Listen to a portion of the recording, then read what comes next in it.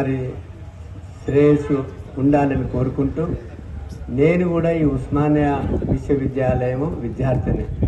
ఎదురుగానే ఉన్న లా కాలేజీలో 3 సంవత్సరాలు చదువుకున్నాను, డే కాలేజీలో, అది కూడా.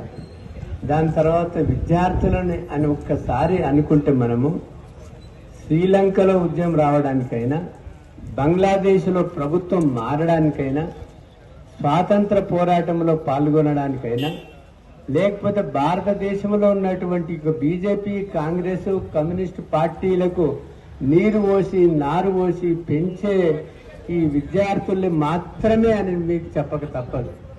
విద్యార్థుల్లో ఉన్నటువంటి యువ శక్తి, విద్యార్థుల్లో ఉన్నటువంటి సంఘటిత శక్తి ఈ యొక్క దేశాన్ని మార్చగలిగే, దిశని మార్చగలిగే శక్తి విద్యార్థులకు ఉంది. ఇటువంటి నా విద్యార్థి తమ్ముళ్ళు ఈ యొక్క 42% రిజర్వేషన్స్ విద్యా ఉద్యోగాలలో స్థానిక సంస్థలను సాధించుకోవడానికి కంకణం కట్టుకుని దీక్ష చేస్తున్నందుకు వారికి అభినందనలు. ఇప్పుడు దీక్ష దేనికి చేస్తున్నామో, ఇప్పుడు ఎవరు స్పాన్సర్ చేసినా పర్వాలే, justice all India backward class strategies చేసినా, లేకపోతే మా సంస్థ చేసినా, కాంగ్రెస్ స్పాన్సర్ చేసినా, బీజేపీ స్పాన్సర్ చేసినా, ఏ బీఆర్ఎస్ స్పాన్సర్ చేసినా తప్పు లేదు. మన హక్కు, విద్యార్థులకు ఎవరికైనా స్పాన్సర్ చేయొచ్చు. మనమందరం కలిసి పోరాడవలసిన అవసరం ఉంది. కానీ ఏది కూడా మనకి ఎవరో చేతిలో ఉన్నామని, ఎవరో స్పాన్సర్ చేసిన అటువంటి యొక్క భావన మాత్రం కలిగించవద్దు. మనకు అన్ని పార్టీల సహాయ సహకారాలు తీసుకుంటూ మన లక్ష్యాన్ని చేరుకోవడానికి ముందుకు వెళ్ళాలా. మన లక్ష్యం ఏంది? నేను ఏదైతే ముసాయిదాన్ని రాశానో 42% బీసీలకు ఇచ్చిన వాగ్దానాన్ని నిలబెట్టుకోవడానికి తమిళనాడు తరహా రాజ్యాంగ సవరణ, దాన్ని రాజ్యాంగ సవరణ అని కూడా కొంతమంది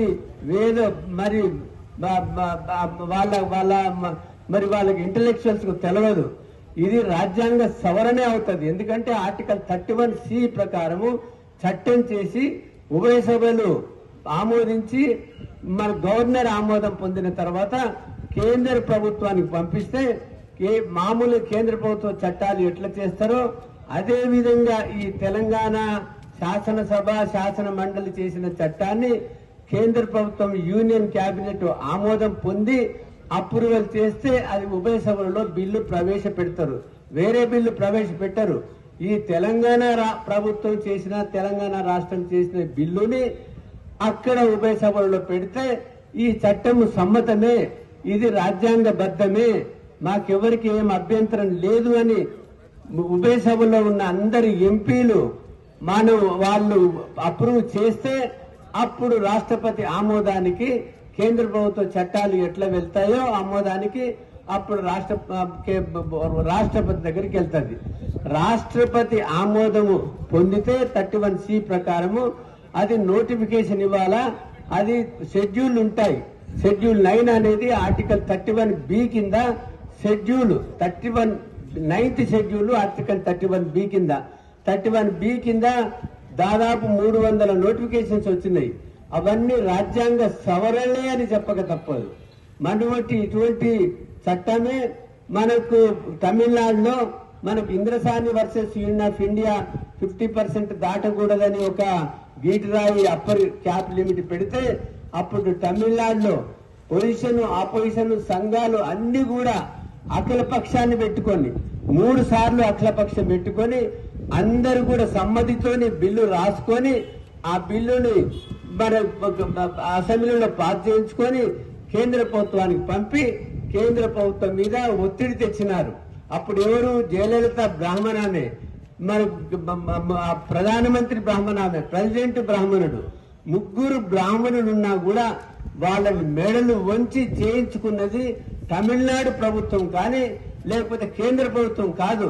కాబట్టి ఇక్కడ ఒకరిని ఒకరు దూషించుకోవడము, ఒకరినొకరు తప్పుపట్టుకోవడము, కాంగ్రెస్ వాళ్ళు వచ్చి మేము చాలా శుద్ధమైనది, చాలా నీతివంతులము, నిజాయివంతులము, మేము శుద్ధ చిద్దుతో చేస్తున్నామని కాంగ్రెస్ చెప్పుకోవడము, బీజేపీ ఏమో వాళ్ళకి అసలు ఒక్కరాజు ప్రధానమంత్రిని కలవలేదు, అఖిలపక్షం పిలవలేదు, పార్లమెంట్ లో మరి 240 ఎంపీలు పెట్టుకుని ఇండియా గఠబంధన్కి రాహుల్ గాంధీ లేపలేడు. కాబట్టి వాళ్ళు కొట్టి జంతర్ మంత్ర దగ్గర పోయి వాళ్ళు ధర్నా చేసి వచ్చినారు, కానీ పార్లమెంటు ముందు చేయలేదు. తమిళనాడు తరహాలో ఇక్కడ ఉద్యమం సాగట్లేదు, తమిళనాడు తరహాలో ఇక్కడ బంధులు రావట్లేదు. ఎవరికి వాళ్లకు విడిపోయి ఎవరి గొప్పలు వాళ్ళు చెప్పుకోవడానికి పోతున్నారు. కాబట్టి నా యొక్క మనవి విద్యార్థులకు ఏంటంటే, మేము 42% సాధన సమితి అని పెట్టుకున్నాం. మా దాంట్లో ఒకటే చెప్తున్నాం, ఏ పార్టీ వాడు వచ్చినా కూడా 9th షెడ్యూల్లో ఇంక్లూడ్ చేయడానికి మన కేంద్ర ప్రభుత్వం పైన మీరు కాంగ్రెస్ వాళ్ళ అఖిల పక్షాన్ని పెడతారా, బీజేపీ వాళ్ళకి మీరు పోరాడతారా, అంతే మాట్లాడాలి. కానీ మీ గొప్పలు చెప్పుకోవడానికి, మీ పార్టీ విషయాలు చెప్పుకోవడానికి ఈ సభలకు మేము అనుమతించము. కాబట్టి విద్యార్థి నాయకులకు నా యొక్క మనవి ఏంటంటే, ఎవరొచ్చి వాడు మాట్లాడి వాగిపోవడానికి ఈ సంస్థలు మనం కట్టుబడి లేమది. మనకి ఏం కావాలో వాళ్ళు అదే మాట్లాడాలి. అట్లయితే రావాలి, లేకపోతే రాకూడదు. మా వక్ర మార్గంలో పంపించడానికి మాత్రం ప్రయత్నం చేయకూడదు. కాబట్టి మనకు ఇప్పుడు మీరొక్క ఉస్మానియా విశ్వవిద్యాలయం కాదు, ఎన్ని యూనివర్సిటీస్ ఉన్నాయో, ఎన్ని గవర్నమెంట్ స్కూల్స్ ఉన్నాయో, ప్రైవేట్ స్కూల్స్ ఉన్నాయో, ఈ ఉద్యమాన్ని ఉవ్వెత్తున లేపండి. ఎట్లా కాంగ్రెస్ బీజేపీ దిగిరాదో అప్పుడు చూసుకుందాము. ఈ యొక్క 42% ఒక సాకు మాత్రమే. అల్టిమేట్ గా మేమెంతో మాకు కావాలా. ఈ చట్టం పాస్ అయిన తర్వాత ఎస్సీ ఎస్టీలతో సమానంగా బీసీలకు కూడా రాజ్యాధికారం రావాలి. శాసనసభలో, శాసన మండలిలో, పార్లమెంట్ లో, లోక్సభ, రాజ్యసభలోనే కాకుండా జ్యుడిషియరీలో రావాలి, కాంట్రాక్ట్స్ లో రావాలి, ఎడ్యుకేషన్ ఎంప్లాయ్మెంట్ లో రావాలి.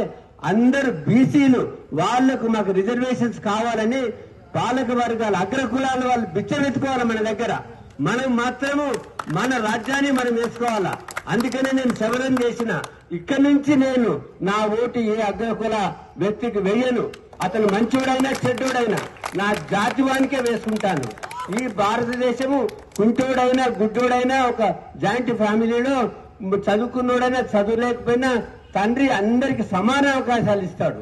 ఈ ప్రజాస్వామ్యంలో, ఈ డెమోక్రసీలో అన్ని కులాలకు, అన్ని జాతులకు సమాన హక్కులు బాబాసాహెబ్ అంబేద్కర్ రాసిన ఆ యొక్క ప్రాథమిక హక్కులు ఉన్నాయో, ప్రాదేశిక సూత్రాలు 3 రోజుల ఈడబ్ల్యూఎస్ రిజర్వేషన్ చేస్తారు.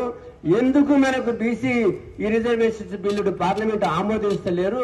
కాంగ్రెస్ రేవంత్ రెడ్డి గారు యుద్ధం చేసి ఇప్పుడు ఒక మంత్రి వచ్చి పోతాడు, మేము న్యాయం చేస్తున్నామని. నువ్వు 77 నామినేటెడ్ పోస్టులు ఇస్తే అందులో 55 అగ్రకులాలకు ఇస్తావు, ఓన్లీ 27 మాత్రం ఎస్సీ ఎస్టీ బీసీలకు ఇస్తావు. అంటే రాహుల్ గాంధీ చేసేది కొంతవరకు మంత్రివర్గం ఉంది కాబట్టి, ఆయన చెప్పు చేతులు ఉంది కాబట్టి మంత్రివర్గము కొంతవరకు న్యాయం జరిగింది.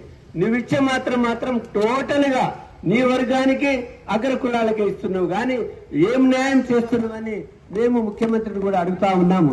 కాబట్టి మేము కళ్ళు మూసుకొని మనం చతికిలబడి ఉండడానికి లేదు.